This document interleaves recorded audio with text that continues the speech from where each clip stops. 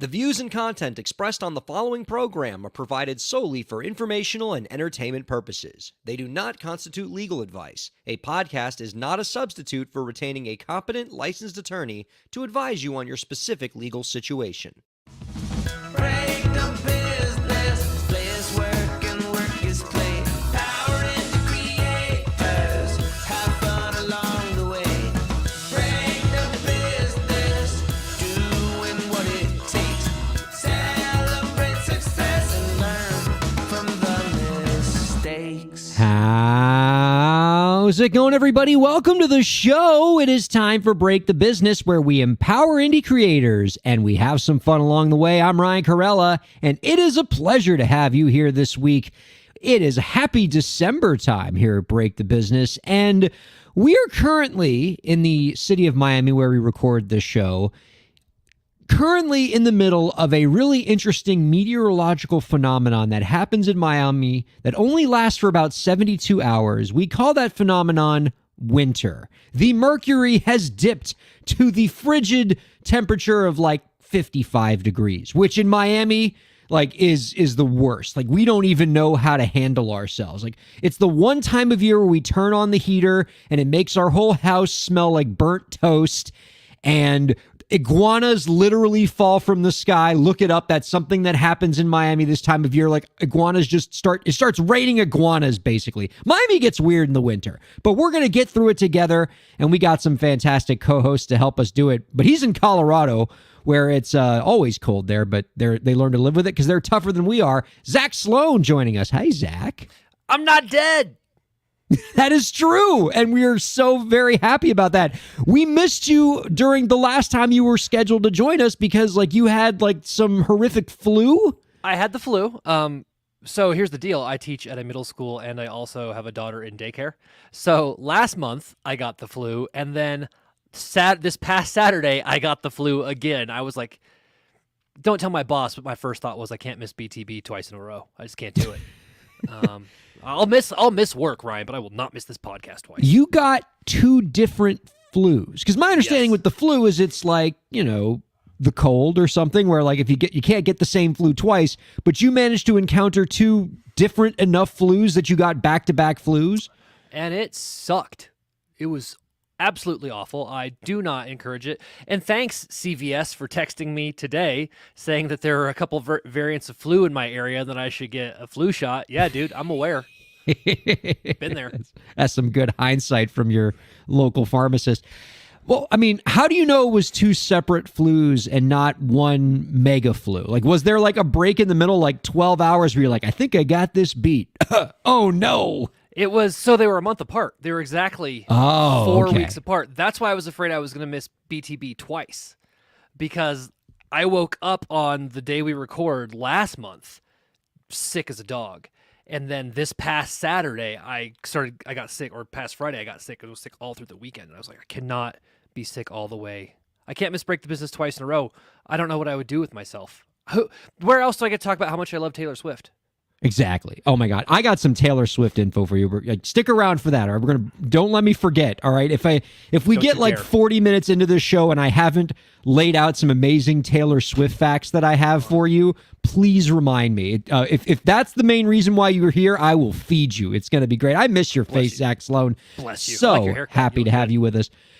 We got some great folks that we're talking to between Zach Sloan joining us. Our guest this week is going to be pretty awesome. Coming up in the next segment, we're going to be joined by entrepreneur and co-founder of the organization Daybreaker, Timothy Patch. Zach, how familiar are you with this organization, Daybreaker? You mean, do I like to dance the day away? Yeah, they're pretty dope, man. I'll tell you something. I am so self-conscious about my dancing. I don't know how I would do it at one of their events, but I hear that they have classes for that. That's right. Well, I mean, yeah, and again, I think we're all going to learn about Daybreaker together, because I think that's going to be among our first few questions for Timothy Patch is, what the heck is this? But we're kind of late to the party there, because this is a worldwide phenomenon, over 500,000 members.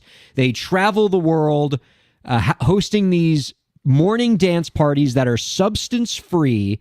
and it's all about fun and inclusiveness and wellness and just a bunch of really good things. Like the music they bring in is awesome. They're a great entrepreneurship success story, a great event management success story. So a real terrific story of indie artist empowerment. And so they got a rep from Daybreaker to stop by, tell us all about it, give some advice to our viewers and listeners.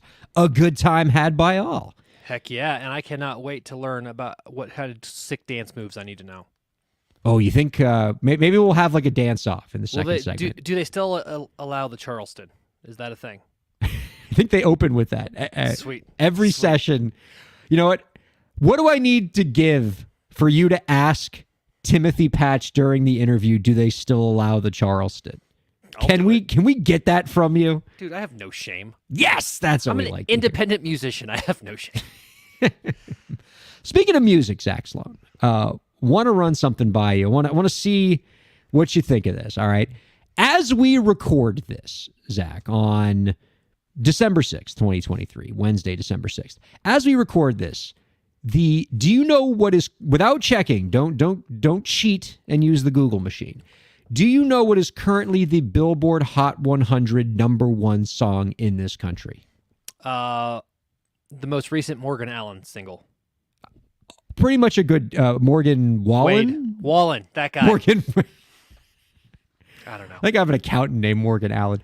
Morgan. I mean, that's a good guess. I think he is #1 on the year-end chart, but it's not Morgan Wallen. All right, I'm going to give you some clues as to who is currently sitting atop the Billboard Hot 100 right now. And I want to see if those clues bring you to the answer, okay? Here are your clues. The hot number one song is a popular Christmas classic, the current #1 song in the country, from the 20th century, sung by one of the most iconic female vocalists. I got it. Nailed it. 100%. It is a hailstorm fronted by the iconic singer Lizzie Hale's cover of AC/DC's Mistress for Christmas. You're welcome. Thank you, everybody. I got it. I mean, Zach, you're playing the game wrong. First, that's a better answer than the one I wanted you to give. But crap. The answer that we wanted you to give was All I Want for Christmas Is You by Mariah Carey. No, it is Hailstorm's cover of AC/DC's Mistress for Christmas. And I accept no other answers. Well, this is America, Ryan. The point is you're supposed to say that, and then I'm supposed to go, you're wrong, because it's not All I Want for Christmas Is You by Mariah Carey. It's Hailstorm's cover. Nor is it the Hailstorm Mistress for Christmas, okay? It is perhaps a song that rocks even harder than Mistress for Christmas, all right? That is so much more rockin', okay? It is, in fact, so much more rockin' than that song. The word rockin' is literally in the title. The current Billboard Hot 100 #1 song in the country on today, the year of our Lord, December 6, 2023, is Rockin' Around the Christmas Tree, the 1958 Christmas classic by one Brenda Lee. No. It is. I don't know why you keep arguing with me, Ryan. I made the truth. I actually just checked the chart that the Mistress of Christmas, that's #2. So she was close. Maybe she'll get it next week. Dude, how did Rockin' Around the Christmas Tree get up there? That's insane. It is pretty insane. I got some trivia around this. I want to give you, before we talk about how this can possibly happen in 2023, I got some trivia for you to like further underscore how crazy this is, okay? This is the first time this song has ever hit #1. And it is a 65-year span between when the song was released in 1958 and today in 2023 when the song hit #1. That is, in fact, the longest span between a song's release and hitting #1 in the history of the Hot 100 chart. And at the age of 78 years young, Brenda Lee is the oldest person to have ever topped the Hot 100 chart by about a decade. So, I think that's awesome. Little cartoon party horn is warranted for Brenda Lee. She's put out a music video on this. Like, I mean, there was never a music video for the song, and she just put one out to kind of celebrate the rapid ascent.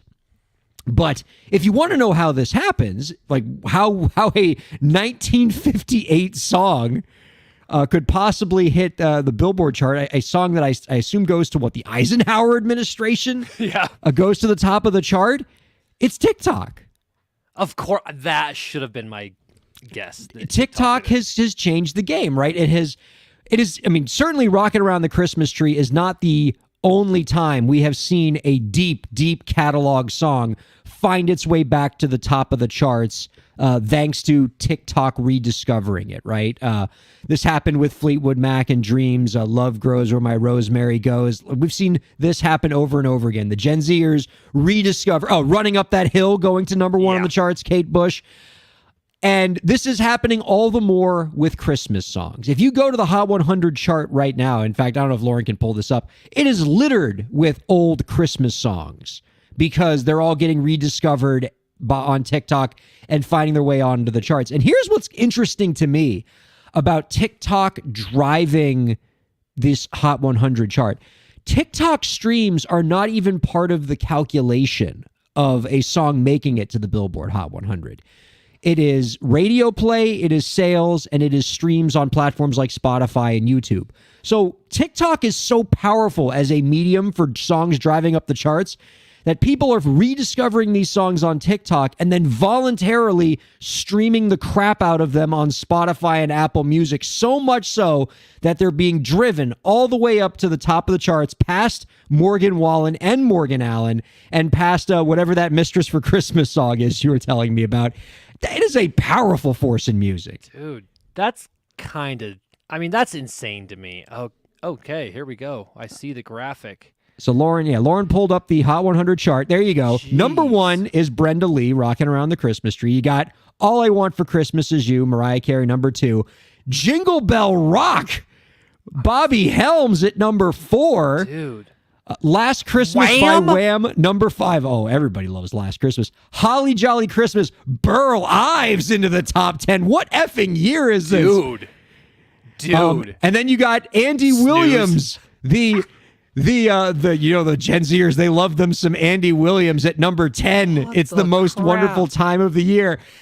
Tate McRae, Tate McRae, like one of the biggest pop artists right now, can't even get into the top 100, can't even get into the top 10. She's at number 11 because all of these dinosaur artists that your great-grandparents love have invaded the top 10 thanks to Christmas and TikTok. I love this. Dude, you know what I think is hilarious about this? Nothing screams the music industry has a problem like just looking at the album art as we scroll through, because it's like old bikini, old bikini, old bikini. Like, apparently we operate on an axis of just it's binary code at this point. I don't understand. See, look right there. Old bikini. Like Doja Cat, then Rudolph the Red-Nosed Reindeer. Then come on, this is ridiculous. I'm with you on this. Like, I didn't even think of it this way. Like, the industry's in trouble, man. Dude, the industry's having problems. Look at this. I mean, you're right. It's like, you either need to be like, scantily clad or Burl Ives. Yeah. To enter the Hot 100 in 2023. There were 2 bikinis like quasi adjacent to Perry Como. This is ridiculous. Yeah. Like, anyway, I digress. Brenda Lee doesn't need a bikini to top the charts. Yeah, and who doesn't need that? The number 1. So, That's right. Hang it up for the GOAT. I love it. And she didn't even, because she had to make it a fair fight. You put Brenda Lee in a bikini, she's never letting go of number 1. It's over. So, she had to at least, make it a fair fight for her. So, good for you, Brenda Lee. And congratulations to her. I mean, what a cool thing to, and she's still around to enjoy it, which is fantastic. I think she's kind of doing a victory tour right now. She's going to be on a bunch of, television shows performing the song. That's awesome to me. See, and that's all kidding aside, that makes me happy. And I'm glad that TikTok, I think this is one of the times where we can talk about TikTok being used for good instead of evil. I think people rediscovering old music and enjoying it is a wonderful thing. And and every year, Ryan, I'm going to tell you, one of my favorite guilty pleasure, not even guilty pleasure, I just like them, Buck Cherry. Are you familiar with the band Buck Cherry? Oh, yeah.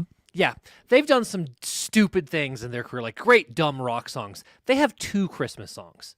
Do you know why they have 2 Christmas songs? So they hope someday it will hit. It'll get picked up on some Christmas playlist, and these guys can make some money from it. I guarantee you, it's not because of their love of the holiday. The fact that could actually happen to an artist is really cool, and good on all the people who are having success from it. Far be it for me to crap on it. I love this. Well, lest TikTok get a big head, because you're certainly glazing them right now. You're trying to shower them with praise. Oh, look, you're bringing the artists of yesteryear back. Good for you, TikTok. I got a little bit of a beef with TikTok that I'd like to talk about. What's that? Don't ruin this for me. No, sorry, I got and it's being. I was going to be the positive one for once. Now, and to be fair, it's not me ruining TikTok. All right, it is safe to say, like, one of the most beloved people in our world right now, Hank Green. Who doesn't love Hank Green? Just a completely wholesome, wonderful human being who is currently in the midst of kicking cancer's ass right now. So happy for Hank Green there. Hank Green recently posted on X a layout of how much his videos currently make on short form video platforms like TikTok. And to call the numbers depressing would require a gift for understatement. And it kind of points out the disparity that we see in terms of short form video artists being able to make a real living on this platform. And the cutting to the chase on this is, if you think Spotify underpays their artists, which we only talk about every week on this show, TikTok's got underpaying artists down to a science. They make Spotify look like a damn charity compared to what TikTok is doing. So Hank Green posted, how many views his short form videos are getting on platforms like TikTok and YouTube Shorts. And basically what's happening is, in each of those platforms, TikTok, YouTube Shorts, his videos have been streamed about 40 million times, which makes perfect sense for Hank Green. He makes amazing videos. Yeah. I love him. Everybody loves him. Anybody who's got a problem with Hank Green, you got a problem with me, because he's wonderful. For his 40 million, so looking at just TikTok, so his 40 million views on TikTok, he has received from TikTok in revenue $4,000. Now, let's do a little bit of division here. So, in the world of podcasting, right, because I want to put this through a podcaster's lens, the way that we calculate revenue for podcasters is we use a metric called RPM, which stands for revenue per mil. And despite the word mil, and we think million, what mil actually means is 1,000, because I think it's probably Latin or something. So it's revenue per 1,000 listeners, 1,000 viewers, 1,000 people consuming your content, right? And in the world of podcasting, the going rate for having a podcaster read an ad on their show for you is about $20 per 1,000 people, 20,000 per mil. So if a podcaster has 1,000 people listening to their show, the advertiser will pay that podcaster about $20 for that audience. So contrast that with what TikTok and YouTube Shorts are currently paying Hank Green for his videos. 40 million viewers divided by 4,000 is about 10 cents per 1,000 views. So a 200x difference between what podcasters usually make for their audience and what Hank Green and other TikTokers are making for their audience. Dude, that's okay. Well, that is depressing. Thanks for killing my buzz. I saw you were getting a little excited and kind of loving TikTok a little bit. And look, I love TikTok too, but I wanted to kind of get us all back to earth. Well, okay. Can I devil's advocate it? Oh yeah, and there are plenty of devil's advocate arguments, by the way. But bring it. But was TikTok ever supposed to be a way that was ever the idea that TikTok was going to pay you? I always have viewed it, and this is just my argument. Let's just say I've always viewed it as just a competitor to Facebook. It's just a competitor to InstaFace or Snapchat or whatever. Snapchat, that's the one. God, I'm old and tired. Man. What is it about TikTok that people feel like they deserve to be paid? Well, this actually brings us back to a conversation we were having a couple weeks ago with Taylor Lorenz, and how we were talking about how what has made all of these platforms, TikTok, Facebook, Instagram, what made all of these platforms multi-billion-dollar companies, what turned them into like fun little novelties to, oh my God, there's a bunch of people on this platform and now it's worth billions, was never the technology. In fact, in a lot of cases, the technology was kind of buggy. It was the creators. Every single one of these platforms became multi-billion-dollar platforms when the creators migrated to those platforms and started creating on them. TikTok is a multi-billion-dollar company because people like Hank Green are there. Hank Green and all of the other people on TikTok are the reason why that company is valuable. And if you just generally believe in the idea that people should be fairly compensated for their work, Hank Green is worth a lot more than $4,000 to TikTok, right? But it is a perfectly reasonable argument. It seems to be the argument that TikTok is making when they pay Hank Green $4,000, which is like, look, our platform is not a platform where creators are supposed to make a great deal of money. It's about promoting your brand and driving those fans to another place where you can make a lot of money off them. But we're about paying you in exposure. But And if that's the argument you want to take, that's fine. But like, if Hank Green had 40 million people watching him on broadcast television, oh my God, he would be, he'd be the highest paid person in television. So, like, at one point, we just have to say, hey, an eyeball is an eyeball. And why, if that eyeball is watching you on broadcast television, you're worth millions of dollars. But if that eyeball is watching you on TikTok, you're only worth $4,000. I can't understand that. And there are some other differences as well, right? Like in terms of like using podcasting to TikTok is not apples to apples, because podcasters are reading your ad for 30 seconds and as opposed to just like, a targeted ad that they're reading versus just you appearing on TikTok. So there are some differences, but whether those differences are a 200x difference, I'm not so sure about that. Well, I'll tell you the difference that jumps out to me immediately is that TikTok, correct me if I'm wrong, Ryan, I'm not an avid TikToker, but there are ads on TikTok, aren't there? Oh yeah, no, they have got into full monetizing mode. Like every fourth video you watch on TikTok at this point is an ad, and like at least one out of and of the remaining videos, at least one of them is going to be some kind of sponsored link to something in the TikTok shop. They are fully monetizing now. Yeah. And why are people, and this gets to your point, right? Why are people watching? Because they want to see the creators, right? And so I guess, to me, the analogy is closer to, if I want to put my ad on a television show, I pick the popular television show. Therefore, that television show has value because I want my ads there. And so TikTok has value because people want their ads there, and it's because they're creators, which is basically just a restatement of your point. I think the numbers are just, I mean, it's just it's the type of thing that I feel like most companies just wouldn't want in the public eye because this looks so bad.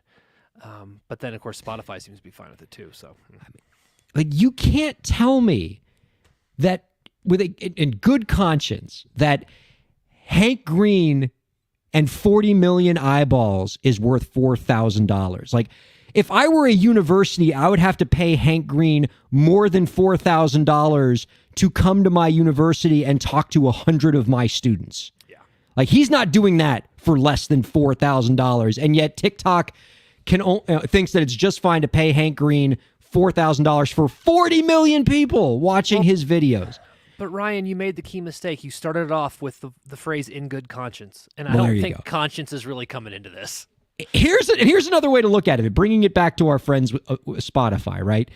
As we said before, like, we often dump on Spotify on this show about how low they pay artists, right? That is a common lament on this show. But as I said before, compared to what TikTok pays, Spotify is a damn charity.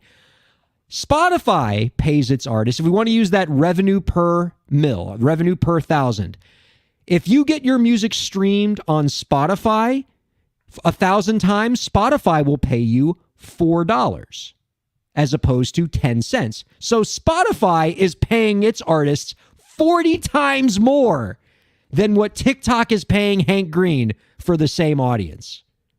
Like, you if never want to be in that Spotify's position. kicking your butt on artist payouts, you're looking bad.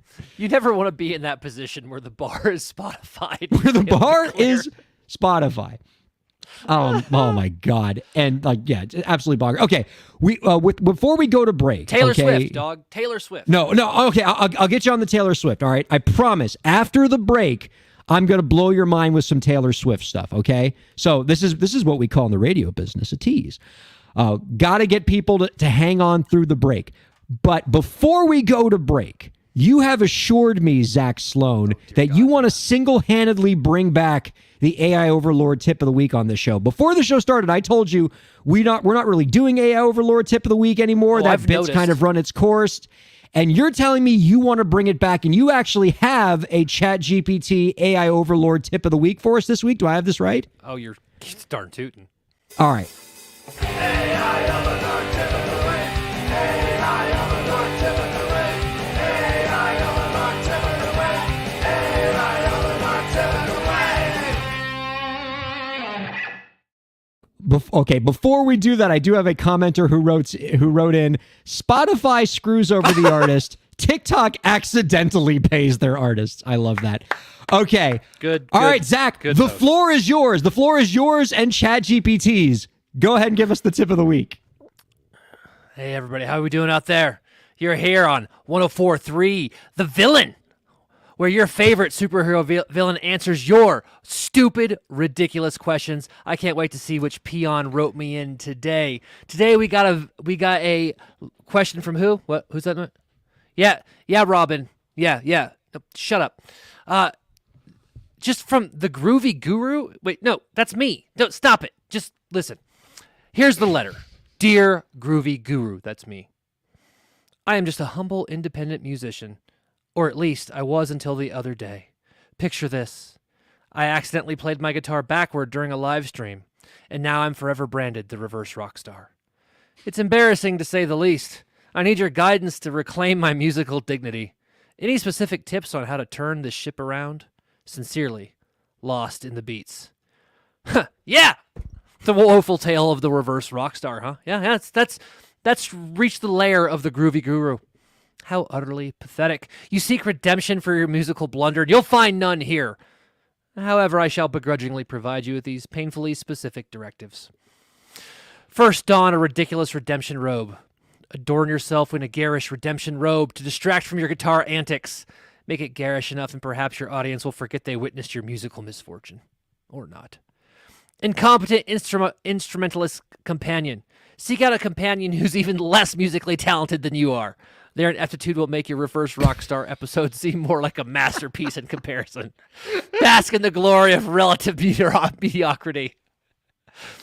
Pathetic performance elimination. Identify specific weaknesses in your pitiful musical arsenal. Is it a lack of skill, an absence of charisma, or the Riz? Or an utter death of originality? I added that myself. You're welcome. We all know there's no way ChatGPT knows what Riz is. Devote yourself to eliminating these deficiencies with the desperation of a drowning artist. Remember, Lost in the Beats, you may never truly escape the label of reverse rock star, but perhaps with these pitiful strategy, you can salvage what's left of your dignity. Disdainfully, the Groovy Guru. There's a lot we can do with the Groovy Guru. I like this character. Out of curiosity, Zach Sloan, what did you feed to ChatGPT? What prompt did you give it that gave us whatever that was? I wanted Frasier combined with a superhero villain, but more of a jerk to respond to on-air questions for a classic rock radio station. And that's what we got. I mean, yeah, we can't argue with that. I had to tone it down a little bit for the show. It got. I would say, it didn't get offensive, but it got a little not helpful. Like if you actually listen to that and go through it, there's some actual useful tips there. Maybe not the relative mediocrity one. I think that one's just funny, but like the identifying your weaknesses and work on those and find a style. And also, I think the overarching thing of like mistakes are going to happen, and you just sort of got to figure out how to get past them. And oftentimes that's identifying what went wrong and how to fix it. Hard to believe that podcasters like us get paid more per listener than Hank Green on TikTok. Turn! We're going to take a quick break, and then we're going to be joined by Timothy Patch of Daybreaker. So excited for this. Zach and I are real giddy. Don't go anywhere. Keep checking out Break the Business. Ryan Kairalla here. I hope you're enjoying the show, and I hope that you're getting a lot out of it. I do what I do because I care about creators like you. A lot.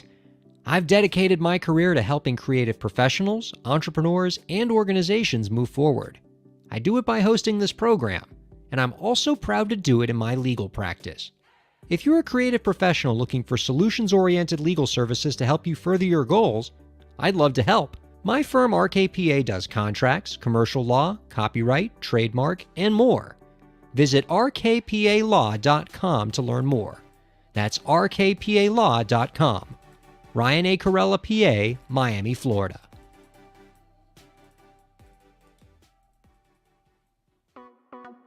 Streaming services for Break the Business provided by LEK Entertainment. LEK Entertainment is a full-service entertainment company offering everything from consultations to full-scale events and productions, including audio and video productions, voiceovers, staged theatrical productions, script and music development, and streaming services. For more information, visit lekentertainment.com. LEK Entertainment wants to help you bring your story to life.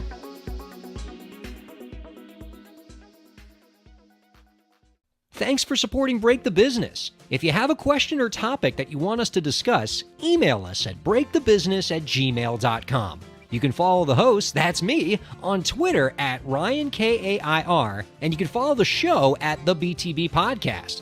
Be sure to subscribe to the show on Twitch, YouTube, and Facebook, and on all major podcast platforms. And now, let's get back to the show. Welcome back to Break the Business, you lovely humans. Ryan Kairalla here with the magnificent head of hair that is Zach Sloan, and he's got some fantastic insights too, but really it's the hair. Look at it. It's dazzling. I'm mesmerized by it. How That's are good you, radio. my friend? So excited to have you back with us. Dude, stop it. Listen, you're just trying to keep me from the Taylor Swift news. I know what you're doing. Damn it. All right, fine. You're right. Here's the Taylor Swift news that I promised, and it's going to deliver, okay? Like I'm certain of it. You will get satiated by this Taylor Swift news, okay? Billboard has reported, Zach Sloan, that Taylor Swift is going to make $100 million in 2023 just from Spotify streams. Oh, Not counting the Eras tour, God. not even counting her publishing income, just her artist income on Spotify in 2023. She's going to make $100 million. Now, that's not the crazy part. I mean, that is crazy, but I want to give you an idea of like the scope of how crazy that is, okay? Because remember what I said before, what we just talked about, how like Spotify pays super low, not as low as TikTok, but, you know, pays super low, right? You got to get 1,000 streams just to make $4, all right? So I want to give you an idea, Zach, of what making $100 million just on Spotify in a year means, okay? Let's say I was to take the entire population of the city of Miami and hired them all, every man, woman, child, baby, everyone in the city limits of Miami. I hire them all to do nothing but 8 hours a day, including weekends, do nothing but stream Taylor Swift songs on Spotify nonstop without breaks. Okay? It would take my workforce of 436,000 Miamians 17 months to stream her music enough times for Taylor Swift to earn $100 million on Spotify like she did in 2023. In other words, my $436,000 Taylor Swift laborers could not generate enough income for her in 12 months than she actually made in 2023. This is, I mean, good for Taylor, but this is stupid. Oh my God. Like, I'm just trying to quickly do the math of how many total streams that is. That would be 27 billion streams, Zach Sloan. Oh my Lord. Oh, and by the way, if Spotify paid Taylor at the rate that TikTok pays Hank Green... Oh, that was my next question. It would take that same group 56 years Jesus. for Taylor Swift to earn $100 billion.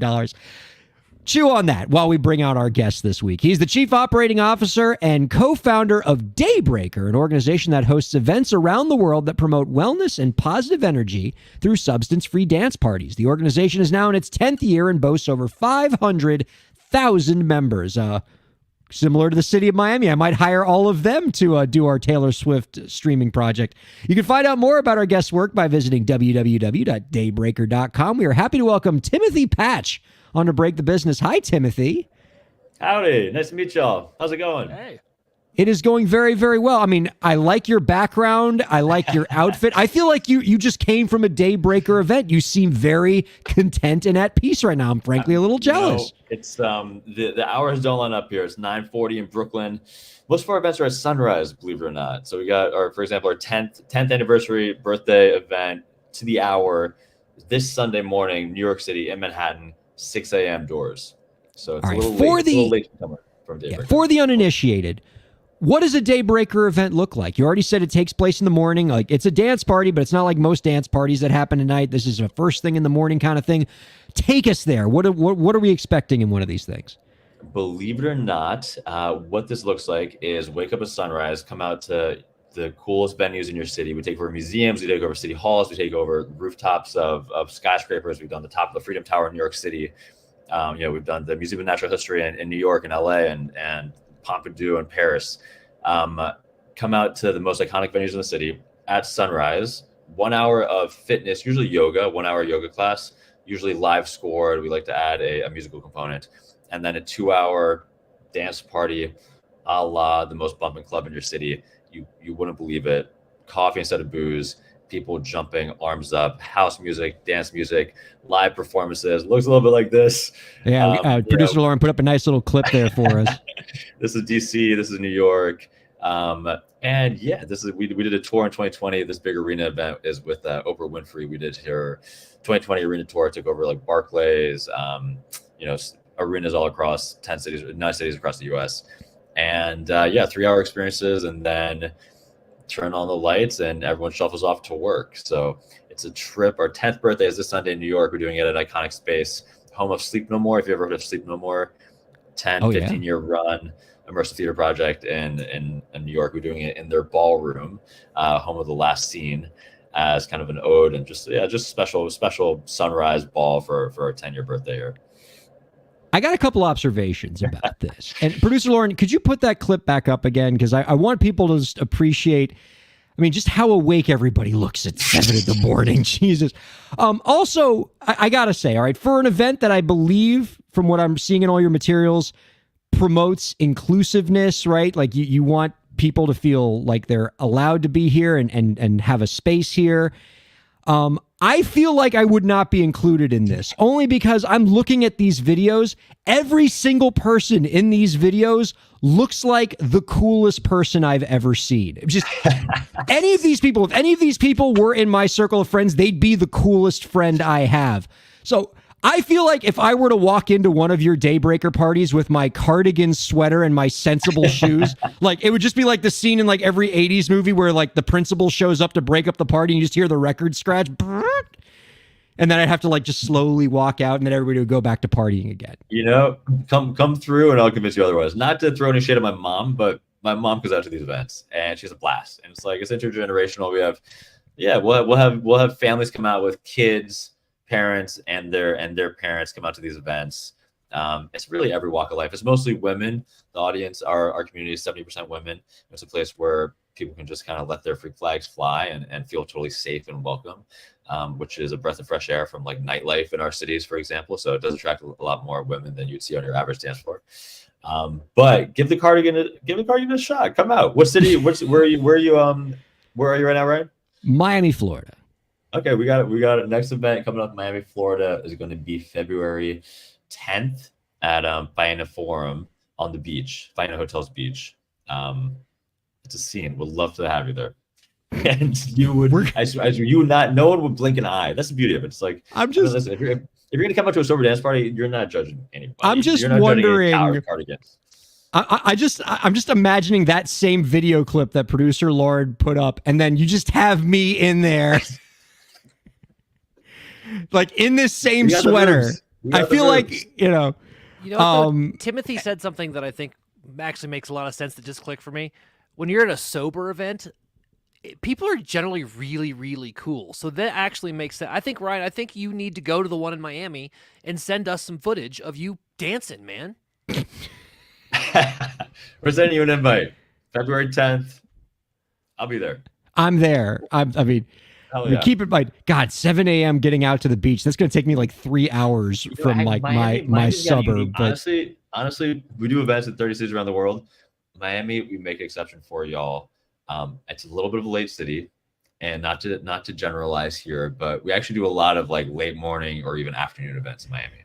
Only Miami of all the 30 cities for you. Now that's a company that knows their audience. Know your audience. Like, know your target audience. We try to have a party at 7 a.m. in Miami, and it's gonna be empty.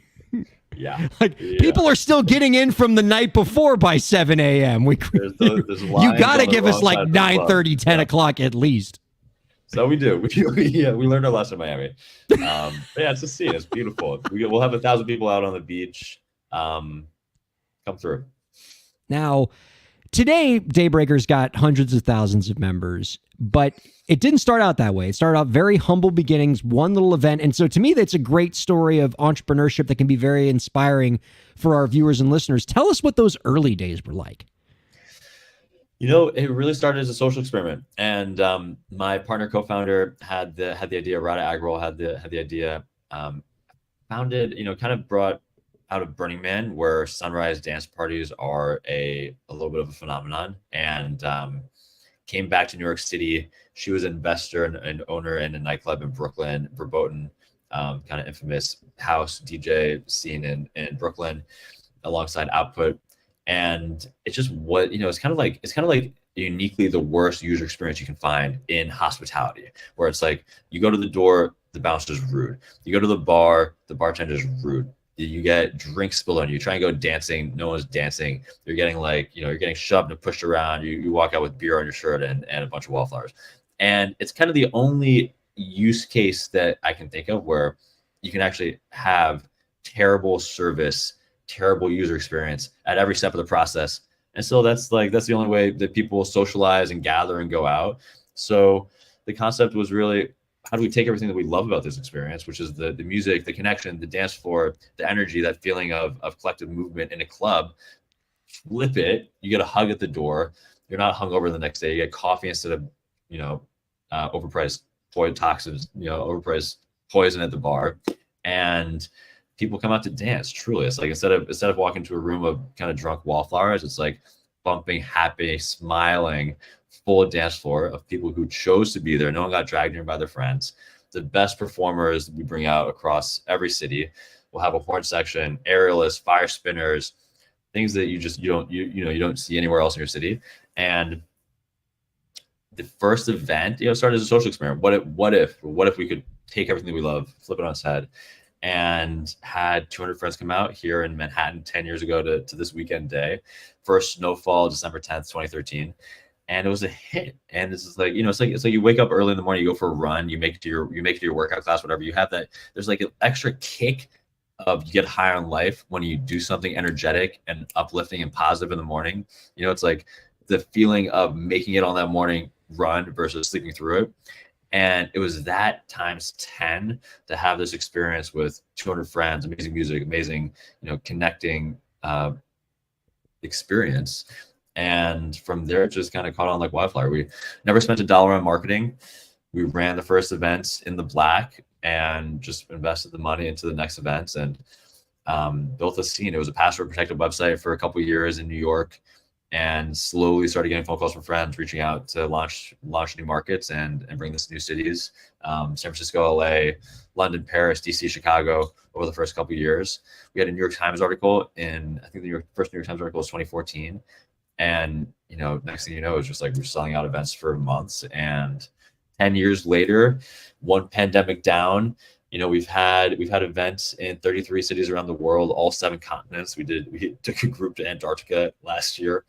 And it's really become a phenomenon. It's like we've got copycats all across the world. We went on tour with Oprah, as I mentioned, which was really just like a humbling, beautiful career highlight for us to be able to be alongside her on our 2020 tour, and to go to the stadiums of all of our home cities. And yeah, we're bootstrapped, never raised a dollar, independent, 3 partners, and it's been really like a story of just a community built business, and hustle and passion, and a beautiful arts project that's taken us on the ride of our lives. Since you mentioned in your response there, what did the pandemic look like for an organization like yours? How can a business model like that possibly pivot through a pandemic? Oh, it was. I mean, for anyone in live events, it was just gnarly. And we had this wild experience of wrapping the Oprah tour March 8th in Denver as the last stadium event, career highlight, sold out 20,000 person shows. And then a week later, shutting down, Cuomo shuts down New York City. We're all trapped in our homes in Brooklyn. It's like New York is the epicenter. It's apocalyptic.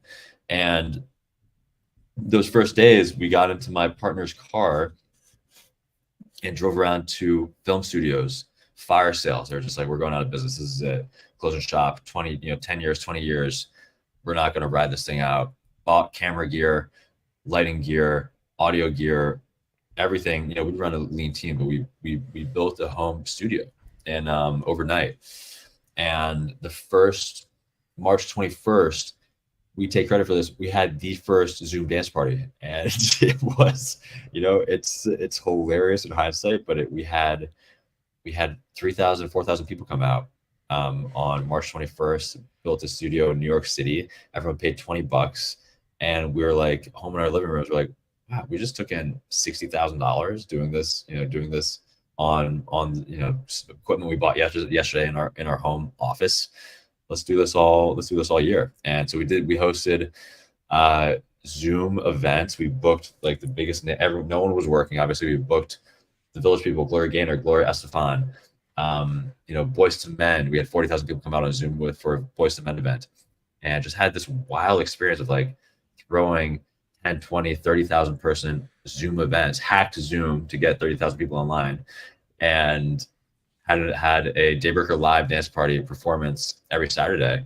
And it kept us sane, it kept our community sane. It was like, I truly don't know what else we would have done, but needless to say, it was a trip and a great learning experience. Wait, that's incredible. I mean, can you take us to the conversation that you were having with your co-founders in 2020, where you were making the decision of either shutting down and riding this out until the pandemic, or at least lockdown, was over, so that you could then, restart your events that you're used to doing again, or making this pivot during the pandemic to, renting a bunch of camera equipment, essentially becoming a TV production company and doing these Zoom dance parties? Like, how did that discussion go down?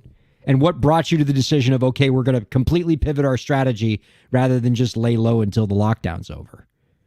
Man, we're crazy, and we can't stop. That's what we need. I think that's a good enough answer. We're going on vacation. We're gonna, we're closing this door for 3 months, 6 months. I don't know. Club is closed, and everyone else I know in the industry was like, man, what a restful, challenging but restful and healing experience, and to finally take a vacation.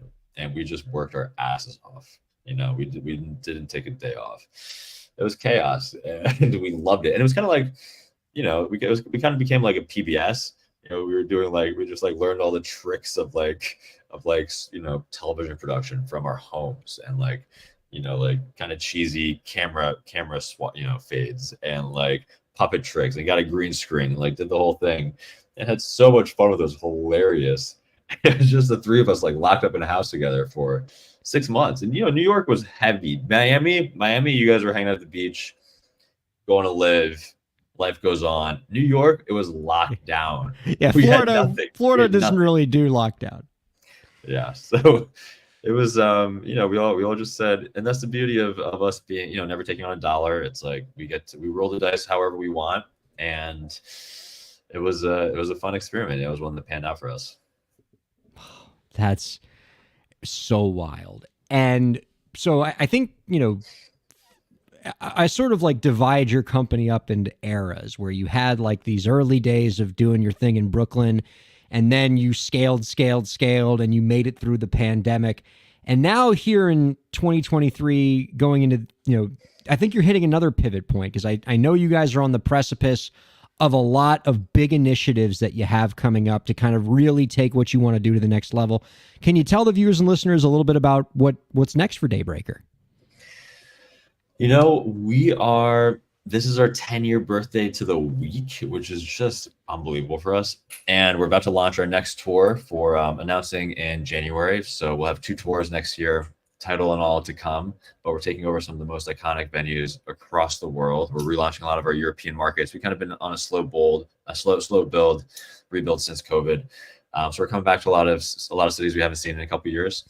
And yeah, we got so many surprises up our sleeve. We had our first ever social club in New York this summer. We rented out a 4-story building in Soho, just like prime location in the heart of the city, hosted events 6 nights a week.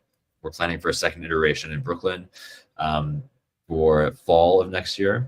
We just launched our nonprofit called the Belong Center, many years in the works. First year of fundraising to support the cause. We're looking for a flagship space to launch next year, but we have our first events rolling out on a calendar right now, and the mission is to combat loneliness, the way that the great nonprofits of our time have combat homelessness and hunger. We want to address the greatest epidemic of our time, which is loneliness, and it's more harmful than smoking, than obesity, than so many health issues in our country, the feeling of social isolation. So that's our next big project, and a lot more coming on that soon. But yeah, we have a lot of surprises up our sleeves, and starting with a tour that we're going to announce in the next month after this 10-year birthday.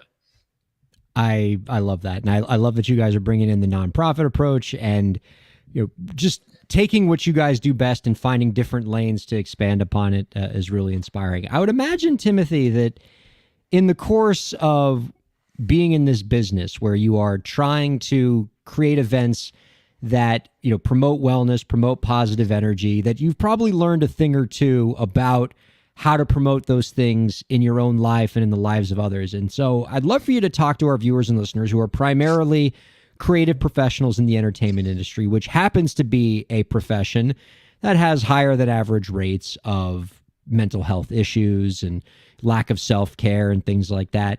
And so do you have any lessons or any advice for those people on how they can just, improve their own happiness and well-being in their own day-to-day lives? What's worked for you? It's like sometimes I don't want to look. Sometimes I don't want to show people behind the curtain, because we're a wellness company and we just work our asses off, to be honest. And the beauty, I would say, that what's gotten us through has been working with people that we love, and we really take the perspective that if we're going to do work, it should be about the relationships, and we only work with people that we love. We only work with brands that we love. We only work with, whether it's a venue in New York City, or it's a Fortune 100 brand looking to sponsor a tour, or it's a new hire. It's got to be someone that we will love to spend time with. And the team right now, the founders, the partners are myself and my best friend from college and his wife, Radha Agarwal, who brought us both on the team for her initial idea. They have a child together. I'm the godfather to their daughter, and we get through just like getting to be a family, and prioritizing our relationships, and as long as that's our North Star, each other's the health of our relationships, each other's happiness, and having a team where we get to care for each other, to that degree, that's what keeps us sane. For because it's just like live events, this world, this industry, it's nonstop. The deadlines are like none other. There's no product delay on event doors. It's like, it's truly the stakes are high, the deadlines are the harshest, and it's stressful work to throw events, right?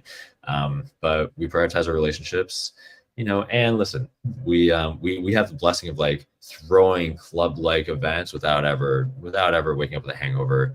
We have some stable habits, we do a lot of yoga. We stay healthy and fit, and we get to keep sane working hours for the most part. But yeah, you all might be the only folks in the live event business who have healthy livers, which is quite an achievement. But it sounds like you wouldn't be an adherent to the old adage of never go into business with your friends. It sounds like you're saying definitely go into business with your friends. I never bought that. And I honestly don't know. We live in a community of entrepreneurs here. Small, medium, and all sizes. Everyone I know wants to work with their friends, and wants to hire their friends and ask their friends for referrals, recommendations. And I just think that's so old school. That's so 1950s. It's we live and die by the recommendations of our friends. And if you have those that you trust enough to really be in bed with and to build something and create something with, I think if anything that you start as being a 10-year project, it's like, I don't want to do anything that I don't want to do for 10 years. It's a lot of trust, but if you're not friends yet, you will be by year one, right? By year two. So I don't think that holds water. Now, you mentioned the 1950s, and so what if I were to come to a Daybreaker event and I were to bust out the Charleston? How would that go? You would have a very enthusiastic dance circle around you. And I told you, Ryan. Whoever you pointed to would jump in and try and mimic you next. Slamming. I love this place. You got the moves. He will come in doing the Charleston, listening to the current Billboard Hot 100 #1 right now, "Rocking Around the Christmas Tree" by Brenda Lee. This. Oh my gosh. You can find out more about our guest work by visiting www.daybreaker.com. We are happy to be interviewing Timothy Patch, co-founder of the event organization Daybreaker that hosts early morning events, dance party events all over the world except for Miami, because you can't do that in Miami. So they, host it around 10 o'clock when people are actually awake. Love what you're doing here. Again, folks, check them out, daybreaker.com. Timothy, before we let you go, my friend, we got one last question for you. Do you have any last tips for the indie creators out there to help them move their careers forward? One thing that I love and that somehow has worked for us against everyone else's advice, we never spent $1 on marketing, and we never spent it. We built an email list. We built a lot of goodwill. We never spent $1 on Facebook, never gave $1 to Zuckerberg. And someone once made the analogy to me that it's like the best restaurants. It's like they don't need to put up ads on Instagram. It's about the experience. You put that time and money and energy into the experience of what you're offering, and the impact of that on word of mouth sharing is more valuable than a CPC on Facebook, on Instagram, on Twitter, on whatever, So we've lived by that. I've never had a marketing hire in 10 years. And I've had a lot of people put all their time and energy into production and experience design and talent booking and the creative, and it's paid off for us. So I would love to see a world where creatives can live like that, and we're not putting our hard-earned dollars back into the machine in that way. So that's my number one. So even in 2023, in this era of social media and ads, and you gotta pay for promotion on Facebook and on X and all these different platforms, your feeling is, and it sounds like it was Daybreaker's lived experience, you can still succeed in 2023 just by building a better mousetrap, just by investing in your product, investing in your customer base and in your people, and the people that you're looking for will find you, and you don't have to buy ads to make that happen. 100%. And it's a blessing of us also not having no one's breathing down our necks, right? Like we run an event, we run a season, we run a year in the black, we're happy. Yeah, it's like your favorite restaurants in Miami, your favorite restaurants in New York, they're not buying ads on Instagram, and they sold out every weekend night, right? Forever. And it's about the experience. And I think that as artists, creatives, if you can live and operate by that, it's a blessing. And I know it's tough, and it's a little idealistic, and I know that a lot of people have to pay to play, but that has worked for us, and I think it's paid its dividends beyond what 10 years of a marketing manager's burning money on Instagram would. I love that. And I think a lot of the indie creators out there can learn from that perspective. Timothy, thank you all so much for joining us. Producer Lauren, can I bring you in here for a second? Thank you both. Thank you so much. You Timothy. can. Hi, Timothy. So, Hi there. am I correct in that it appears we've been raided? We have, and we're all saying hi to Mary Amber and Pat Cat Amber and all of their fans that just joined us. What's up, Mary Amber? So here's the thing. Just so the Timothy has raiders no idea what's understand, going we're at the end of our radio program because we got to get it in under an hour. But I think what we can do, what do you think of this, Lauren, is we can play the outro music and then we'll have what we need for radio and then just keep the stream going and we'll just stick around and if, chat for a bit and if, until the raiders get bored and they leave us. Can we send Mary Amber a link and have her join us? I mean, snap. I don't want to. I don't want to like voice that upon her. But if she wants to join, Mary Amber has a standing invitation right here. So anyway, our thanks to our guest this week. Sorry, I'm overwhelmed by the Timothy Patch from Daybreaker. Thanks to Zach Sloan, producer Lauren, and the people who have just completely inundated our stream. Thank you all for checking out Break the Business. We'll see you next week. Break the business, place work and work is play. Power into creators, have fun along the way. Break the business, doing what it takes. Celebrate success and learn from the mistakes.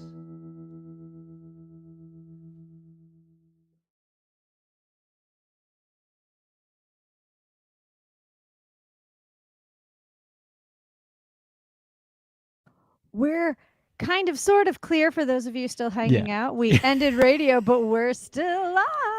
We'll stick around with them. I'm going to send Mary Amber a link and we'll see if she joins us. That's You fantastic. think she'll come? Hold on, I'll Dude, find her. I think Mary Amber might have been.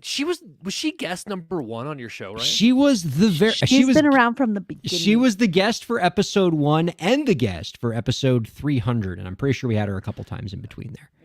Because I feel like I don't know if she was one of the first. She was one of the first guests I remember listening to when I first started listening to your show years ago. Like she's so funny and her music is so cool, and I've popped into her streams. And every time I've popped in, I hear like, "Hey, Zach," because she's really, really great at what she does. I'm like, I wonder if she actually remembers me. I don't think so. But she's just like, I know, but I can't allow myself to believe that. She's like a peer, dude. Like I have enjoyed her stuff for so long. It's just this is kind of cool for me. Yeah, and in a lot of Mary, you're too ways, nice. and this is going to give Mary something of a big head, but in a lot of ways, what we have at Break the Business was very much driven by her, because even before she was the guest of episode 1, when I was envisioning what this show was going to be, I had written the Break the Business book that was all about empowering independent creators and, how indie musicians can succeed without a label. And then after I wrote that book, I was scouring the internet looking for artists who fit that vision. And this was back in 2015 before everybody went indie, right? Like you actually had to have some courage to go your own way. And I came across Mary Amber's, her music and her live streams, and she fit that mold. It was, wow, this is her doing it her way and achieving all of the enjoyment and benefits and trappings that come with that, because she could make a whole album of songs inspired by Doctor Who, which is something that you wouldn't be able to do if you were signed to a major label. Can you imagine like a record executive at Sony Records, like an artist comes to them, hey, I want to do a bunch of Doctor Who songs. Like Tate McRae ain't allowed to do that. Mary Amber gets to do that because she's an independent artist. She makes her own decisions about what content she creates and what music she brings into the world, and how she wants to present herself to her fans, including on weekly, bi-weekly Twitch live streams, which is a way that a lot of other fans don't get to enjoy their artists. And so when I saw what Mary was doing, doing this way before a lot of other artists did. I was like, we need to highlight way these before. people. Yeah. Like, and I have Mary, I've got who's the paying Twitch attention, channel. I sent you a link on Instagram because I can't start a whisper with you through Twitch because we're not friends yet. I follow, think- but you have to initiate. I'm just saying. Like, one of the things that I really could appreciated email. from That the works, first too. time I saw Mary, first time I saw Mary Amber, I remember like seeing how she cultivated on Twitch. Like, Twitch can be a really gnarly place to hang out, and that's a big reason I don't hang out a lot. But like, her fans are the coolest. They're just all such sweet people, and she's like cultivated this great community of nice people who are just like there to enjoy this artist that we all have a shared admiration for, and I really appreciate it. Like, She might have y'all are found good the only people. nice people on Twitch. But I really think that isn't that a testament to like I realize I'm just like gushing here about somebody I really appreciate, but like I think it's a testament to the way she goes about her business. Like, not business in a business sense, but like way she just conducts herself. Well, You know she's what I just open, right? Like it's very much a part of her community. Like if you follow her and like pay attention, you feel like you're there with her all the time. Like I hey, I changed my hair color. What do you think about from this to this? Like, do you? And I'm like, I don't know why you care about my opinion, but you asked, so I feel like I should tell you. I'm like, she cares what I think. Like I don't know. I don't pay much attention to much things, but anytime she pops up, it makes me smile. And so I'm always like, I don't know. She has a way of making you feel like you're one of her local friends, even though she's on the other side of the friggin' world, and I probably will not get to meet her in person for a very, very, very long time. And in terms of supporting us, I mean, you need to understand what it means to agree to be the very first guest on Break the Business. Because episode 1, this is before SiriusXM. This is before live streaming. This is when I was doing this show with Metal Dave in the spare bedroom of my parents' house with a couple of laptops, and that was it. And Mary Amber looked at that whole operation and said, I want to get in on the ground floor of that. And there's Mary Amber. Sorry, I didn't even give her any time to prep. I was like, look, she's here. Go. So, like, I'm not joking. I really am a super fan. I have no volume on you whatsoever. We have no but you look sound. amazing. Like, you Master look of the whole set amazing. is... If I ever become a social media personality, I want to do it just like Mary Amber. Like, everything she does, I was like, I want to make my own scenes. I'm going to make sketch comedy. Oh, I heard her. Almost, maybe. Oh, we got a peep. How cute is that dress? Oh, good, it's working. Thank heaven. There we go. Are you wearing a tiara? Probably really quiet. Sorry about that. Can you hear Sounds us? all right. I can hear you. I'm not. It's a headband, but Oh, it counts. So cool. Lorex14 writes in, the production value on Mary Amber's stream is top notch. She It's puts the us only to shame. Like, we drawback- brought her in and we were Yeah. like, It's the only drawback to having Mary join us. Is it just completely just dumps on the quality of our stream by comparison. She's got that beautiful set behind her. I got, Did you get green actual screen. neon lights made for yourself in the background there? She's got like her multi-camera angle. She's Yeah, like, "Hold on." multicam. Oh, All right, Stream Deck, switch my look. No. so it was like a Twitch thing. Oh. That is so cool. Is there more than one neon light, or is that a reflection?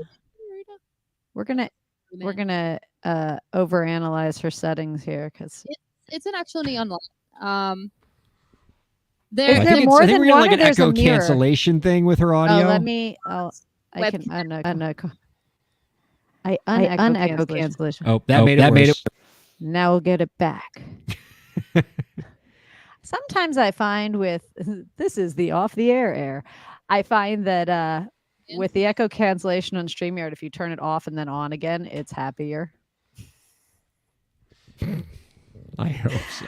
I don't know. But I mean, I'm while just she's happy getting to see her, Mary Amber. yeah. I mean, just seeing her makes me smile. And Yeah. Next time we God, have to get Pat on. He's the silent in the background. I know he exists. I would love to talk to Pat. So, Yeah, he's currently got one functional foot. And is in recovery. What did you do to him? We're in a kind of lockdown in a way. I didn't do anything. Mary, she is too nice. It's like, Yeah. No. What did Pat say? He said, "It's Mary's setup. I get plug in different headphones. I can Sure. do that. I can do that. oh." So you say it's a whole thing. We want that whole thing to happen. We need to talk to I like Mary that every Amber. time she moves out of the camera angle, they switch to the camera that like shows all the guitars I know, sitting the there guitars. and the like jungle themed foliage that's happening freaking all cool. around in the back. Oh my All right, God. all of you, do the fans, do the followers, Mary Amber's people, do y'all have your own like name? I mean, you're not Sorks. Swifties. Like, are there like I mean, some of them are Swifties. they can be Swifties too, but like their connection to you isn't. What is it? Oh, Mary's next door, blah blah blah. Yeah, I actually wanted to ask, where did Sorks come from? It was a Swords. typo. It was a typo that I did not approve, but it just got adopted. We'll go with Sorks. So if the Yeah. What is it a typo for? are they I think Forks? dorks. I think dorks or Oh, forks. dorks. I don't know. I do have a song called Fork. I have a song called Forks. So Legit. I like this Forks. DJ Umber in house with folk. Yeah. We probably don't need more of that, but Oh my God, I We love that. I need that totally in my need more of veins. that all the time. That I love that Pat had that at the ready. He was like, Forks, you want to hear it? Bam. dude, that was the best. Man does That's- not get enough credit in my book. Everything he does is amazing. Holy crap, So- that was awesome. That was pretty tight. I mean, like of all the things that we haven't talked about with what we really dig about you is the production value in your music videos, even going back to like 2014, 2015, they've always looked amazing. well, that means a lot considering I very rarely work with actual production companies. That was DIY. So yeah, that means a lot. Pat's letting me know that I'm giving him all the credit, and you're a one-woman machine in that room. Apparently, you kick him out. Is that how it works? You're like, I'm working. Get out. Well, the fork video, I don't think he filmed any of that one, but he does sometimes help out with filming, like the camera. But yeah, I tend to do the filming and the editing and the programming. And the for load it up and the those and the things. send it forward. Wow. Dude, You're gonna that have is to get those on insane. like foot pedals, so you can be I like, do. click this I one. have and it's like, oh, 1, 2, 3, 4, 5, 6, 7, 8, 9, 10, 11, 12, 13, 14, 15, 16, 17, 18, 19. I have 19 foot pedals. I want to be walked through your setup right now. That makes my guitar pedal board seem tame. I know, right? That's Is ridiculous. it a guitar pedal board that you've like What? repurposed? So I've got a guitar pedal board, I've got an AB switcher, I've got a voice live, page turner, acoustic guitar pedal board, and a pedal for the keyboard. And then for the cameras, I've got an A10 Mini. I'm going to be swapping that out for an A10 Mini Extreme. That just switches the camera angles, Yeah. and a Stream Deck XL. We're gonna have to send you one of the 40 channel switches from Blackmagic now. You know, your A10 machine's gonna be the The huge giant ones. one. How many cameras give you that many angles? So right now I have 4 cameras here, but I've also got, this is going to look so messy. Let me just fix There's an accordion back there too.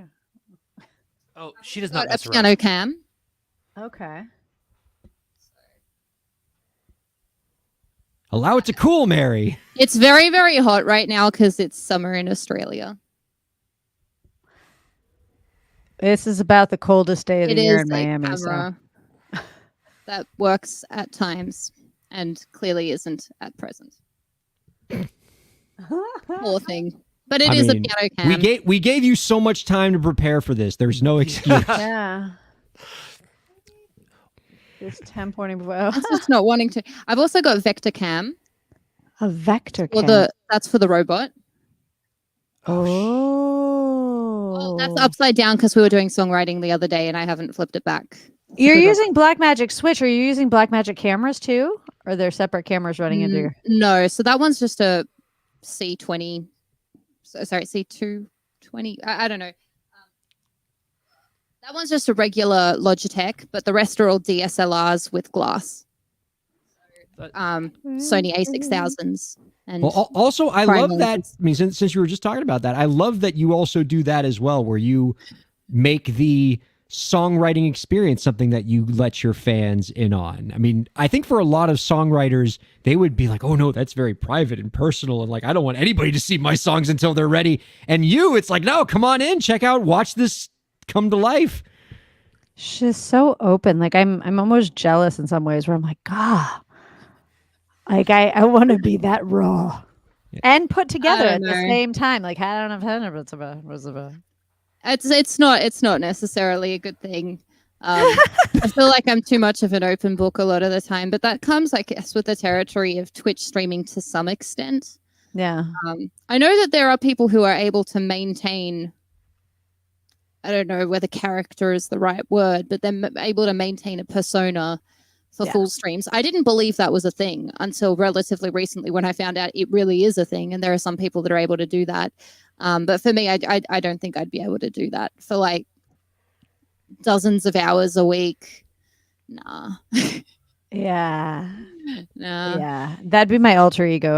I could be an alter ego on social, but being myself would be way harder. Well, there's a lot of characters on the stream. I love your characters. This way you could sketch comedy it up with yourself all day. See if there's a shorter one. Oh yeah.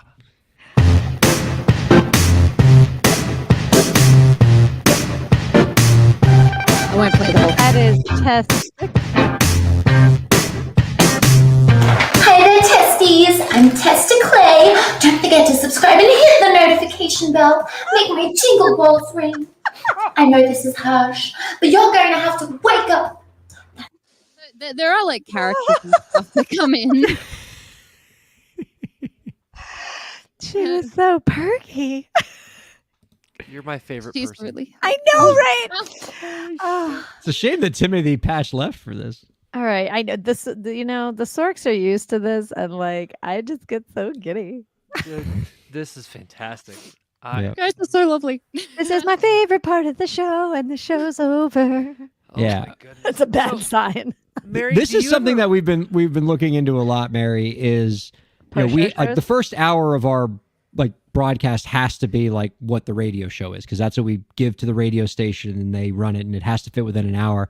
But we've talked a lot about like we just need to do like once the radio time is over, just to stick around like this and just shoot the breeze with whoever we're talking about, because people like this kind of conversation. Yeah, and it's also Aruga. good to chat with chat. What about in the chat? It's also good to chat with chat as well, which you can't. You still manage to do that during your podcast though, because you bring in comments and things. Yeah, we try to But, do that. Yeah. Mary, do you ever watch rig rundowns for like guitar nerds? It's just like where a guitar nerd takes somebody through like all of their pedals and amps and guitars and crap. I would love to have that, but for your entire studio. Oh Like, man, it would Have be you a ever long done a show video. like that? I've done on stream. I've been asked about my guitars specifically before, and I've talked through like my various instruments. It's not just guitars. I've obviously got other instruments like there's the accordion you were mentioning, the piccolo, the flute, alto flute, trumpet, viola, mandolin, cello. There's a lot of instruments in this house, but that I've talked before about on stream, and I've demonstrated and shown. But the setup, I've done like a full 3-hour how to get started on Twitch video stream thing at one point. Oh, cool. But I didn't talk through my full setup. Honestly, I don't think anyone would start streaming if they heard that video and they were like, wait, this is what's required. Then everyone would be like, okay, True. that's too much effort. Oh no, there's so many. Because that wasn't what you had day one. But gear geeks are different though too, right? Like the startup video is different than the ones who are like, wait, what toys are you playing with? Wait, I want to know. Like I want to see the pedals that she's Right, running for her I'm like, guitars. I want to know. I also want to see the switcher she's using. I want to see like you were taking us through the cameras. I was like, yeah, more of that. Like that stuff's really cool to me. I was gonna say I have the ATEM switches, but I don't have any on my desk right now where I would show them to you for you. Well, I'm switching out the ATEM soon, so I've got another 2 cameras. Jeez. 2 cameras.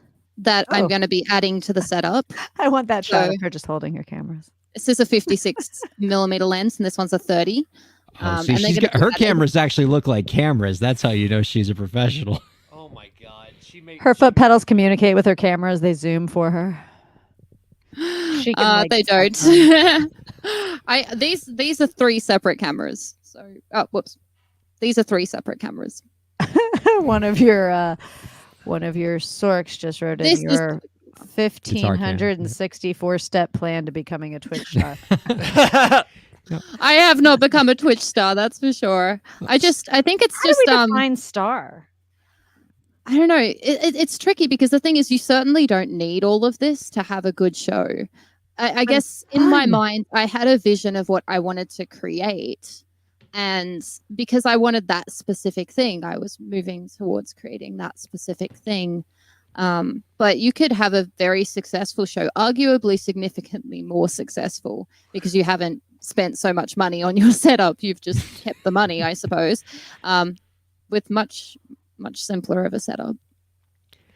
But it's fun to watch you play. Like, no joke. One of my favorite things watching you is that it looks like you're having fun with your toys and your costumes and your makeup. And you're like, it's fun to watch because you're living the dreams that I would like to live, where I'm like, oh my gosh, you know what I would do if I just had like a big room to play in? Like, I would play dress up and I would make videos and I would get all the cool equipment and then I would do stuff. Yay. And like that part sounds super fun. The part that doesn't sound fun to me is the, promoting it and following it and making sure that I do it regularly. And then the like making sure I didn't miss somebody's comment so that they think that I was ignoring them when I wasn't ignoring them. I was just making my brain go somewhere else. People will think that anyway. I know. That's why I can't get to that Yeah. part. But like the playing with the toys and getting fancy stuff and spending the money you make on cool things to make more cool things is something I super appreciate about what you do. It's awesome. Yeah. Because you're not There's doing it for making you. You're enough doing it for your audience too, right? Like, Well, yeah, yeah. it's fun, but it's like, I mean, the thing is that I did in the past, and I've spoken on Break the Business actually with Ryan about this. In the past, there was always those elements of, oh, I should follow the algorithms. I should do this and that to get attention. And firstly, it usually doesn't work because you're not a super genius computer brain that can actually predict what the algorithms are. But also on top of that, it'll make you miserable and you won't do very well. So I've kind of just gotten to the point where I'm like, if my career falls apart, that's fine. I want to make the sort of thing I want to make. And the people that gravitate towards that will tune in, and the ones that don't won't. And if it falls apart and implodes into a giant ball of fire, then I suppose that's not too big of a problem because I'd rather know, and I'd rather then have that as my thing that I do for fun and then do something else to make a living. Fortunately, it hasn't completely imploded, which is nice.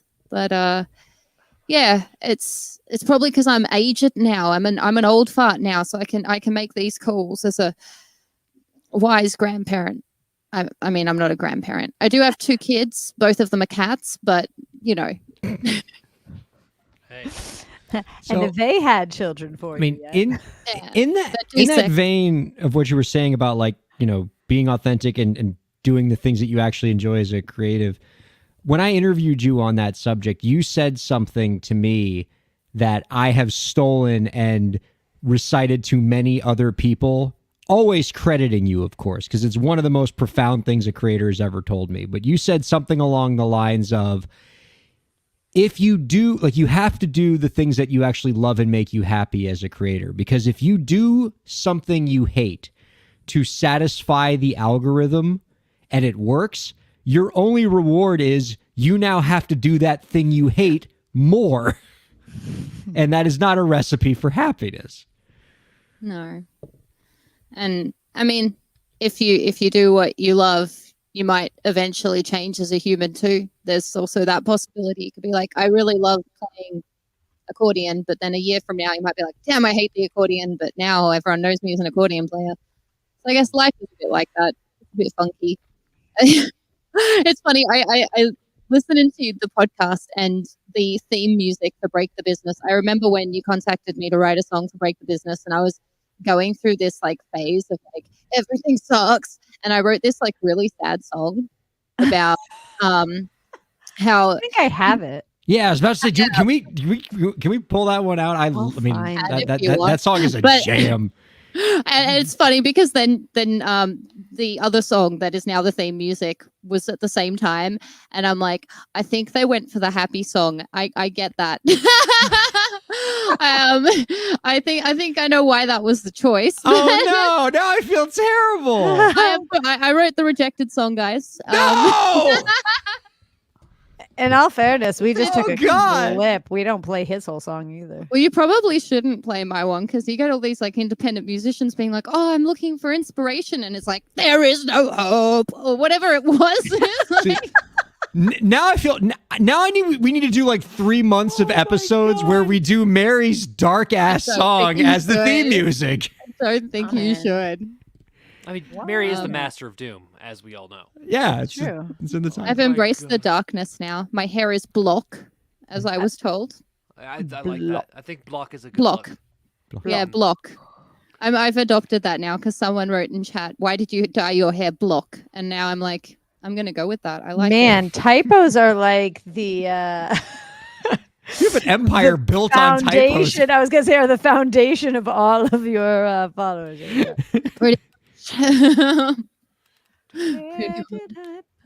love it. Well, Mary, I hate to do this because I'm fanboying over you, but I have a baby and I have to go to bed. So Yes, feel free. Sorry. I'm so happy I got to talk to you. You are like, seriously, since I've been listening to the podcast from before I was a co-host, like I've always loved your stuff. I still every now and then bust out. You have the song on Origin Story, the Tamagotchi. I still every night I crack that thing open because it cracks me up so much because it just reminds me of me as a nerd. It's great. So anyway, I have to go, but I love you and thank you. You're the best. Kind of sad if Tamagotchi reminds you of you. Dude, listen to the song. It's I'm familiar. I have it. I don't know if you want to leave. You can, but I found her song. I don't know what to do. Oh, I remember the video for this is great too. You used to whip me up from a stupid slump and take me dancing.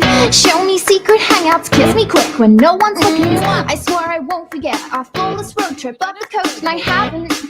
But it only makes it worse, 'cause now you don't do anything. Oh, so good. Just sit and whine and talk about yourself. You're boring. It's so I good. don't know what to do. This problem's got me. You turned from my man to my Tamagotchi. I don't. Dude, it's so good. It's so good. That's so adorable. I totally forgot that this was one of my favorite lyric videos ever. It's so good. You Like did a good job. that's an origin story, right? Yeah, Yeah. that one's on Origin Story. It was originally Retro Show, but Zach, feel free to go. I don't want to keep All you right. if you need a And please I go. mean now I need to listen to this everything. song. Yeah, you want want to the hear? break song? Yes, You let haven't me hear heard it. the. Okay, hold on. I haven't heard We're gonna it. make it happen. You haven't heard the? Oh wow. Okay. No. He wasn't paying attention when It's we did embarrassing that. now. Oh, I didn't know this existed. it's embarrassing There now. we go. There it is. Hold on. I So gotta awesome. Oh, Oh, we do have it. Good. My camera be turned on. They line the blank slates up. Give them drums and voices. Poor Mary, her face. She was like, "Don't make me watch this." And tell them art is choices. And if they work hard, fill their canvases with paint, pay their dues and say what they need to say, then someday soon they'll be on the big stage. But wait, 'cause they can't paint out the lines. The men in suits, they have to like it. There's algorithms and AI that can take their art and hide it. And if they build their fortress on the rug that they're given, then they won't have no support when it gets pulled from under them. Cause in this magic new world where everyone can claim their place, it doesn't take much for someone to be replaced. It's getting harder to keep them quiet. The walls are weaker and they can fight us. They've taken over all they can take. Now it's the business that needs to break. They get chained in paper trails. They get pushed in dingy holes. They get buried under code. They get brainwashed to conform. But as they wake up more and more every day, peek behind the curtain and start to see the game, they can lift each other out of the pit that they're in, stand together and break the system. It's getting harder to keep them quiet. The walls are weaker and they can fight us. They've taken over all they can take. Now it's the business that needs to break. It's getting harder to keep them quiet. The walls are weaker and they will fight us. They've taken over all they will take. Now it's the business that needs to break. Needs to break. How's it going, everyone? Welcome to the show. That's what it says, right? Confronting to watch. Mary, I actually like that. God, I song. forgot. I think that's pretty dope. I feel like everybody forgot what she looked like with lighter hair, and it came on, and they were like, "Oh yeah." That's badass. All right, I Yeah. gotta bounce, guys. Mary, thank you so much. Definitely. You are the best. Thank you, Zach. Bye. You guys are so cool. Sorks, you're the best. I don't know. Neruda wants to know if that song is available on Bandcamp. The only people that have access to that song are you guys. I don't actually think even the Sorks have heard that song prior to now. So, Oh, it's only played on our show. Okay. yeah, Hey, I'm pretty they sure just you got a guys are the new only ones with track. access. But yeah, that song was actually kind of funny because you promote this on your podcast, and rightfully so, you promoted how independent musicians don't need, record companies and things to have a career, and they can, build their businesses online and things like that. And that song was about how even the online world has the equivalent of record companies now. We got the big tech giants, the Yeah. people that They just own made the suits. Twitch Yep. and Facebook. And it's like we've gone from being owned by these people to being owned by those people. And now it really is a matter of, just like how in a record company, they would take a huge cut. Like if you look at Twitch right now, if someone subscribes for $5, I get $1.70. And Yeah. that's not the biggest cuts there. Without even- the advance. and Right? and Like, there was they didn't six- give there you was anything six- up front. Yeah. Oh no, there was 6 months where Twitch didn't even pay me because there was something up with the my name changed because I got married and the system was confused, so it just didn't pay me for 6 months. So it's one of those things where, and that's the money side of it. Then you got the other side of it, which is the algorithms, but also the people that run the companies, and the departments that run the companies that choose which videos to feature. Both human and algorithm choose which videos to feature, which people to feature, once you were conforming to your manager who was telling you to do something, and now You see a lot of people conforming to trends and algorithms. Neither of those things really are you being the artist you were supposed to be, are they? Right. So there's so many levels to it now that it's interesting. It's like we've broken one business and now we need to break another one. We just need to keep breaking them. It's been a theme of our show for the last years, exactly what you're talking about, how when we started this show, it was all about trying to get artists out of the traditional label model. And it seems that that's happened, but now they've just fallen right into the arms of big tech, which is just as predatory, if not more so, than a traditional record label is. I mean, on the show this week, Mary, we were just talking about how Hank Green was posting about how much he gets paid by TikTok for his videos. He gets, he's had about 40 million views of his videos on TikTok and makes about $4,000 in revenue for 40 million views, which is about 1/40th of what Spotify pays for the same audience. And Spotify isn't, the most forthcoming. Isn't a good benchmark. Yeah, like if you're 40 times worse than Spotify in paying artists, that's not particularly great. I'm surprised he gets paid at all. I believe there are regions of the world, including Australia, that still don't pay. So TikTok creators here just don't get anything. But also, like, it's one of those interesting things where there is a giant disconnect between people's conception of what influencers or creators earn and what they actually earn. And it's been abused from both sides, because I've heard of influencers who go around and they get their entire house renovated because they convince, the builders and the painters that they're going to give them exposure that's worth so much, when in reality there's nothing in it for the builders.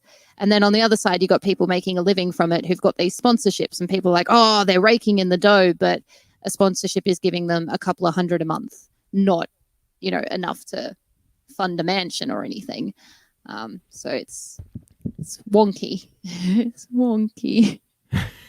Well, it's weird because, like, in order to appear successful, they're pitching, even themselves. I've noticed a lot of them are pitching as though they're doing better than they, in theory, have to be doing when we know the reality of it. I'm like, are you actually helping or hurting? Because you're making everyone believe you're doing really great financially. And so people feel like it's okay to support you and the platform because that's how they think they're helping you. But they're not necessarily. They may be helping a platform that is not helping you. Yeah, it's interesting because you get both sides of that. You'll get people who certainly do pretend they're better off than they are. But then you've also got, I think there's one very well-known gaming streamer who still uses a webcam, not a DSLR. Fancy like that guy. Yeah. And purposely does all his streaming from a kind of messy, small bedroom, and has even said on record, yeah, I don't want to show my actual house or up the quality because it gives the illusion, it breaks the illusion that I'm just, some random kid doing it, playing his video games. Yeah. Yeah. Especially from a gamer perspective. Well, that's what you said. Like, there are some people who put the money back into production value, and there are some people who say, if I don't need to put the money into that, I'd rather put the money in my pocket. And I guess that's a creator's choice. I like the putting money back into my production value because, I don't know, it makes me feel like when you win, we all win. Which I guess isn't the opposite, but it depends on your goals, right? If your goal is, like, as an artist, and your goal is, like you said earlier, to have this playground essentially for you to create and share, then obviously the artistic goal is always going to be to try and optimize. But then the business goal is not, because the business goal is to try and optimize finances, and spending money doesn't optimize. But the business part isn't as fun. Is that something that you like find yourself struggling with, or you just always like, no, art wins no matter what? Yeah, art wins no matter what, pretty much. And what does Pat say? Well, okay, so we have a pretty good actual financial system in our household. I know exactly how much money is the minimum that I need to contribute per month to cover my half of the bills and food and whatever. I tend to contribute more than that, thank heavens. But that is like the amount that I need to contribute. He needs to contribute his half. And so when I get income, I transfer all of that money into our joint account, and I get paid out of that joint account like spending money and Mary Amber money, which are two separate things. And that way we work the finances such that, you know, I've got a smaller amount of money to deal with there, but that's kind of how we do it, and that's kind of how I suppose I run my business. At that point, I don't do anything. He deals with the money, which is good because I don't really want to deal with it. You need one of those. So the Lorax here was commenting. There we go. I don't know how things are on the other side of the equator down there, but there's all kinds of weird stuff legally here that have not allowed that to be possible, actually. Yeah, let me speak to what Lorax is talking about here, and then I probably have to eventually drop off just because I have a 1-year-old, but I think this is a really good point. Now. Can you believe it? He's so cute. I'm gonna find a picture too. Hold on. You talk about that thing. I'll find a picture. All right. Yeah, you find a picture. I'll talk. Okay. So when I think of what the path forward is for artists and trying to navigate this position with big tech, you have to begin with the assumption that the big problem is that there are a seemingly infinite number of creators and there are very few tech platforms that are controlling the content, right? There's, one Twitch, there's one TikTok, there's one Facebook. And so that's going to create a power imbalance. And historically, the way that any other industry has corrected that, where you have a whole lot of labor and only a few outlets for that labor, is unionization. And, like the labor getting together and then collectively negotiating better pay, better working conditions for that platform. And the problem with, at least in the United States, the problem with that kind of system and the reason why we can't make it happen is that under American employment law, artists who are putting their music on Spotify, or sorry, with purpose of labor law, artists that are putting their music on Spotify or Twitch streamers like Mary are not employees of Twitch or Spotify. They're independent contractors. And so if they were to all collectively bargain, if they were to all form a collective and say to Twitch, you're not getting any of us on your channel unless you pay us better, that violates antitrust law, monopoly law. You can't do it. And to me, that's the only way to fix this problem. Now, to the credit of the U.S., there is one member of Congress named Deborah Ross, who we interviewed on this show a few weeks ago, who is starting legislation to try to address this. She sponsored a law here in the U.S. called the Protect Working Musicians Act that would basically allow musicians, independent musicians, to collectively form a union and then go to Spotify and say, if you want my music and the music of these 10,000 other independent artists, you have to pay all of us better than the 0.4 of a cent per stream that you're currently paying us. And, I don't think that law is going to pass. It's really hard for laws to pass in America. But the fact that a member of Congress is actually talking about it is encouraging. But one of the things that I told Representative Ross in that interview was, look, this is great for independent artists and Spotify, and we need this, but it's just the beginning. We need this same law for TikTokers and for Twitch streamers and for YouTubers. All of these people are going through the same problem that Spotify is providing, which is big tech platform underpaying artists because they can. And so we need the Lorax 14's solution for all of these different platforms. And we're a long way away from that, but I think that's what all of us, whether we are creative professionals or the people like me who support creative professionals as, in legal or just fans, this is what we need to tell our members of Congress or whatever your representatives are in whatever country you're in. This is what we need to tell them we need to have if we want to try to level the playing field against these big tech companies. Fun facts or pictures of babies. Oh, look at that little guy. Oh, sweetie. So cute. Oh, so good. So cute. I love him so much. He's not my kid, but I love him anyway. He's a big sweet. Oh, I love that picture. He looks so sharp. That was that was Very maybe dapper. a week ago. Yeah. Really? Oh wow! What a Holy handsome dang! lad. I remember when it was just when you posted and there was just a tiny little baby and He was a bitty baby in a Break the Business thing. Oh, now I have to find that picture too. He is growing up entirely too fast. I don't support this. Like, I don't support this. I feel like he skipped like 4 months in between. Like these are really wonderful baby years, and they are zooming by. But that happens. And what I tell people, especially about the first 6 months of parenting, if for those of y'all who are not parents, I don't remember the first 6 months. It's such a fever dream of no sleeping and just, stressing over keeping this tiny human alive that I just do not remember the first 6 months at all. You're not selling it. You're not selling it. Stick with the cats.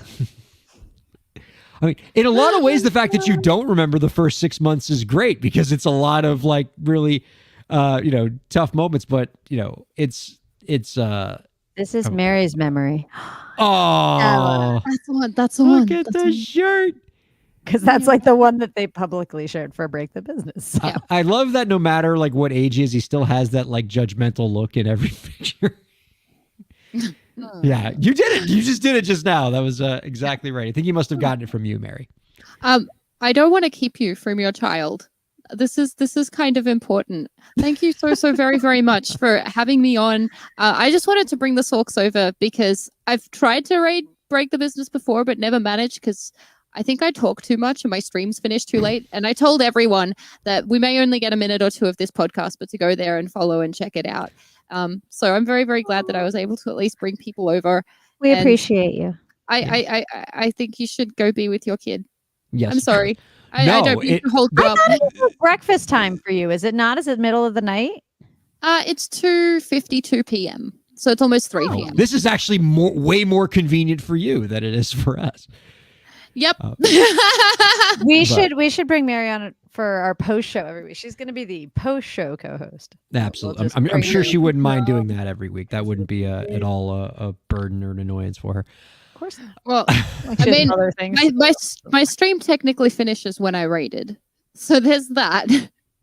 Which is post show time. I guess so. 3 p.m. is breakfast stay time. As long as I stay on schedule, which, as everyone can tell you, I do very well with staying on schedule. I will get better at it. Well, thank you very much for stopping by and for willing to hop on with us. And thanks to all of the Sorks for joining us. Of course, we'll stick around for you guys. And, we're around if you ever want to check out our show. We're Wednesday nights, but we're going to, starting in 2024, we're going to move to Thursday nights, but, same kind of thing. And for anybody who subscribes to SiriusXM Satellite Radio, we're on channel 145, Mondays at 6 p.m. Thank you for having us on. Thank you. Thank you all. I feel like I need post show music again, but like we're out of the show. Like this is out. I was like, all right, thanks. We'll see you next week. But we're just gonna land with a thud and just end suddenly. Yeah, because we're not nearly as good at this as Mary. We're gonna have thanks Mary everybody. Our post show I could play a song. I could play a random song. There we go. Yes. Okay. Let's do that instead. Ryan's gonna go. I'm gonna play her out, and I'll end the stream when her song's done. Ready? She's got to pick a good one. Random one. Now your next song is gonna be called "Random One." I mean, that's a great song. Because I like so many of her. It's an important and popular fact that things are not always what they seem.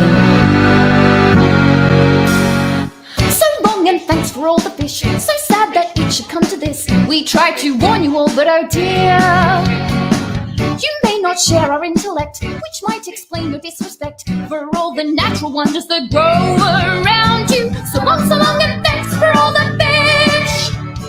The world's about to get destroyed. There's no point getting all annoyed. Lie back and let the planet dissolve around you. Despite those nets of tuna fleets, we thought that most of you were sweet, especially tiny tots and your pregnant women. So long. So long, and thanks for all the fish. If I had just one last wish, I would like a tasty fish. If we could just change one thing, we would have learned how to sing.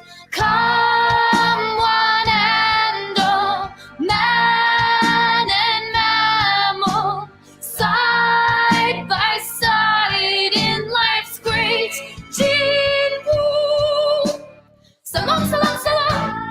So lots of